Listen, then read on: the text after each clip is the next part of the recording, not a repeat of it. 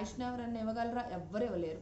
ఎవరు ఇవ్వగలరు? దేవుడు ఒక్కడే ఇవ్వగలడు. అది ఎప్పుడు ఆయన సేవించినట్లయితే, ఆయన్ని అడిగినట్లయితే. హిజ్కియా గారు కూడా ఆయన ఎంతో అంటే చనిపోతాడని తెలిసి ఉన్నప్పుడు దేవుడికి మొరపెట్టాడు. దేవా, నేను చనిపోవడం నాకు ఇష్టం లేదు నాకు అని చెప్పి దేవుడికి అడిగినప్పుడు 15 సంవత్సరాలు ఆయుష్ పెంచారండి.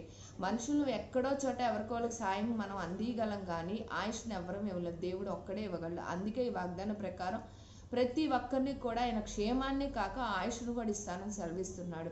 ఎవరు ఎటువంటి పరిస్థితులు గుండా వెళ్తున్నారో దేవుడికి తెలుసు. కాబట్టే నూతన సంవత్సరంలోకి అడుగు పెట్టే ముందే దేవుడు ఈ వాగ్దానంతో మరింతగా మనతో మాట్లాడుతూ, మనం ధైర్యపరుస్తూ, మరింతగా మనల్ని 2025 సంవత్సరాలకి సంతోషభరితంగా క్షేమము ప్లస్ ఆయుష్ పెంచి మనల్ని నూతన సంవత్సరంలోకి అడుగు పెట్టిస్తున్నాడు దేవుడు. ఎక్కడా కూడా నిరుత్సాహం చెందొద్దు, ఎక్కడ భయపడద్దు, ఎక్కడ దిగులు పడద్దు. మన దేవుడు మనకు